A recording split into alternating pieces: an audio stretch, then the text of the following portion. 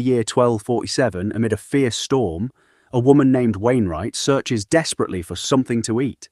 She manages to scavenge only a handful of berries before collapsing into sleep on the bare ground. Once the storm clears, she stirs awake and spots a distant glow. Drawn toward it, she eventually comes upon a man named Robin seated beside a fire. She begs him for food, and he allows her to join him. She soon realizes she's in the presence of the famed outlaw Robin Hood, celebrated as a champion of the poor who plunders from the wealthy. Robin dismisses this reputation as fiction, insisting he's simply a killer who robbed and murdered for pleasure. He cautions her and then departs. After eating and offering a prayer, Wainwright sets out to track him down again. She locates him, apparently asleep by another fire, and prepares to strike, but he was only feigning sleep. He seizes her first, cutting her throat. As she bleeds out, he understands her motive. He'd killed people she loved, and she'd come seeking vengeance. He critiques her failed technique before finishing her off. The following morning, he buries her alongside the many others who've previously tried and failed to end his life. Later, while bathing in a river, Robin is found by his former companion Little John, who informs him the rest of their old crew has perished. John needs Robin's help. A decade earlier, he'd murdered a farmer and assumed his identity, settling down with a wife and daughter. The dead farmer's relatives eventually uncovered the truth and seized his family and property, nearly killing him in the process. Robin initially refuses, claiming exhaustion with violence, but John warns him their enemies are formidable, enough for a real battle. Sensing an opportunity for the death he's been seeking, Robin agrees. The pair travel on foot for days. At a bridge crossing, John kills a stranger to steal his provisions. Over the meal, John brings up one of their supposed legendary exploits, which Robin corrects as fabricated. John then speaks fondly of his wife, Margaret, crediting her gentleness with making him more than a savage. She'd taught him prayer and painting. He envisions a peaceful future for them all once his family is freed, but Robin has no intention of surviving what's to come. Upon reaching the farm, they strip down and coat themselves in dirt to mask their scent, waiting for fog to roll in before advancing. Robin dispatches a guard dog with a well-placed arrow, then infiltrates a shack and kills everyone inside, chasing down one man who tries to flee. The two then storm the main house, killing a guard at the entrance. Inside, an enemy holds Margaret hostage and orders a boy to fetch reinforcements. Margaret pleads with John to protect their daughter before being fatally stabbed. Enraged, John beats her killer to death and, still consumed by grief and fury, continues battering the corpse until it's mutilated.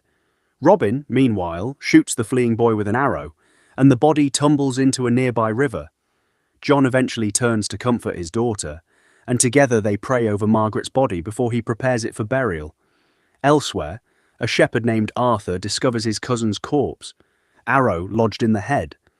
The boy is carried home to die, and the grieving clan patriarch arms himself for retribution. That night, Robin wakes to find the farmhouse ablaze, set by the vengeful family. He kills one attacker with his bow, but another traps him inside the burning shack. Robin can't force the door open, so he stabs the man's hand straight through the wood instead. Escaping through smoke, he pulls the man's wounded hand further through the blade, and when the attacker shoves his face into the mud, Robin wrenches the split hand apart to inflict more pain. Though stabbed several times in the struggle, Robin manages to steal the knife, retaliate, and ultimately kill the man by shoving a torch down his throat. John emerges from the burning house carrying his daughter, then defies Robin's warnings to go back inside for his dead wife's body. The clan's elder patriarch arrives, demanding the lives of John and his daughter as payment for his own losses. He and Robin clash violently, with the older man gaining the advantage, breaking Robin's leg with a mace and striking his back. Just before delivering a killing blow, John intervenes and kills him. The next day, John and young Margaret transport an unconscious Robin by cart, and he drifts in and out of awareness, recalling only the agony of his wounds being cauterized. They take a boat to a remote island monastery, where John leaves Robin in the care of the residents. He can't remain himself, as the enemy family might still pursue him.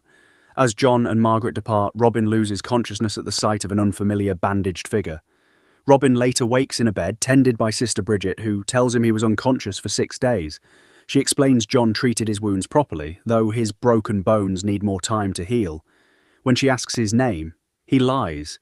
While treating him with bandage changes and bloodletting, she mentions that during his fever he'd begged her to let him die, and apologizes for keeping him alive against his wishes. That night, the bandaged stranger visits Robin's room, warning him not to bring danger to the monastery.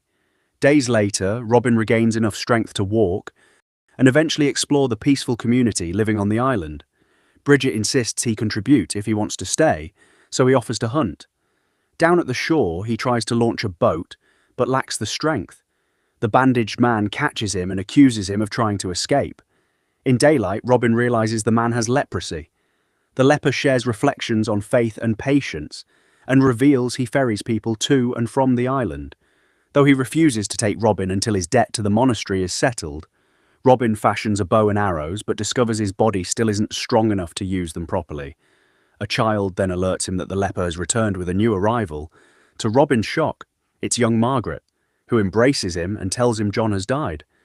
The next day, Robin sets a trap and catches a rabbit.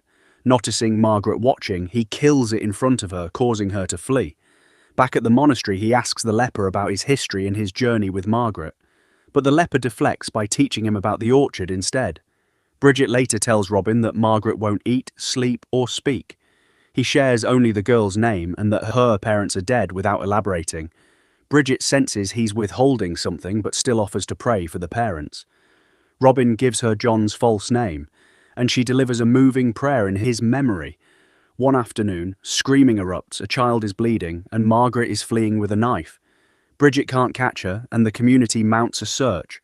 Robin follows footprints to a cave where he finds Margaret asleep, knife in hand.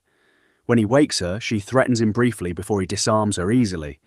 She won't say who hurt her or whether she was followed, but eventually speaks his fake name.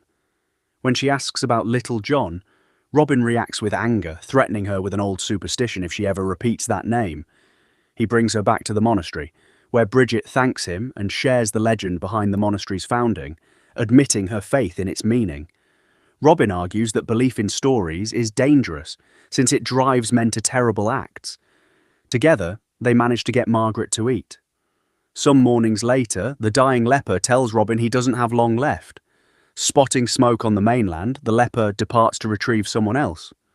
That afternoon, Robin teaches Margaret to clean a rabbit, but is interrupted by the leper's return, this time bringing an injured young man, Arthur, missing an eye. Robin introduces himself under a false name. Arthur, not recognizing him, claims he was attacked while searching for his niece, a story Robin finds suspicious. Later, teaching Margaret to shoot, Robin probes her about Arthur and the men who hurt her father, but she only recalls that her father told her to run. She asks for her father's real name, which Robin withholds, distracting her instead with bow repairs. She expresses a wish for a bow made by Robin himself, and he agrees. One night, Robin secretly trails Brigid to a cave, where she burns incense and tends to her own hand in private. He slips away before she notices him. Arthur, meanwhile, recovers quickly and begins helping around the community. As Robin prepares materials for Margaret's new bow, she thanks him warmly before running off to play. Noticing Arthur watching Margaret, Robin invites him hunting to keep him occupied and investigate him further, probing him with questions about his family. Arthur shows Robin his wound, claiming bandits caused it. Robin remarks he's fortunate to have kept his head. Their outing is cut short when a child summons them back for Brigid. At the monastery, the dying leper asks to speak with Robin alone. He references the legend of Robin Hood and Guy of Gisborne, revealing he knows Robin's true identity. Robin denies it, insisting Guy of Gisborne never existed, but the leper proves otherwise by showing his missing ear, mutilated by Robin long ago. He asks Robin to safeguard the monastery after his death, and to never disclose his identity to Brigid. That afternoon, the community holds his funeral. Wanting to protect the peaceful settlement from his past, Robin bids Brigid farewell and sails to the mainland with Arthur under a false pretext. Once there, Robin calls out Arthur's lie about his identity, prompting him to admit his real name is Godwin. Robin explains his own history of violence and how the endless cycle of vengeful relatives has forced him to keep killing, a curse with no end. Godwin breaks down, admitting he doesn't want to kill Margaret but feels obligated to his clan. Robin urges him to abandon the mission and value his own life instead, threatening to kill him if he doesn't leave. Godwin departs without further argument. Back at the monastery, Robin confesses his true identity to Brigid, describing himself as a monster. Shaken, she walks away in silence. Missing his attempt at an apology, Robin distracts himself by hunting and butchering a wild boar. That evening, he tells Brigid he'll leave if she wishes it, but she simply orders him back into bed for treatment. As his arm bleeds into her basin and she leaves the wound unattended, he wonders if she now intends to let him die. After hesitating, she eventually bandages him and exits.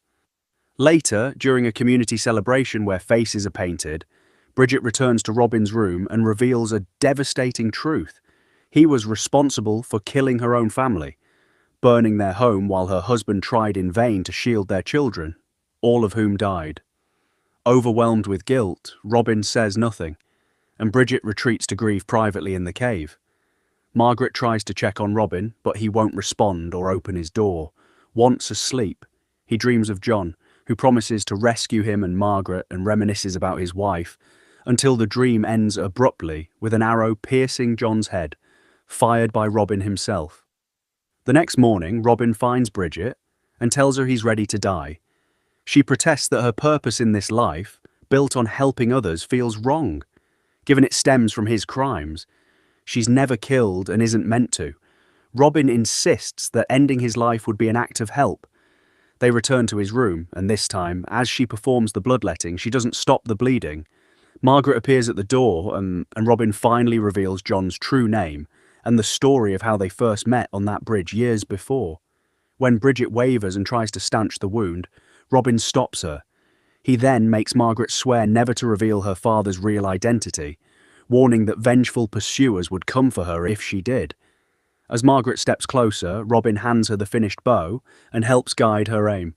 As she releases the arrow, Robin dies.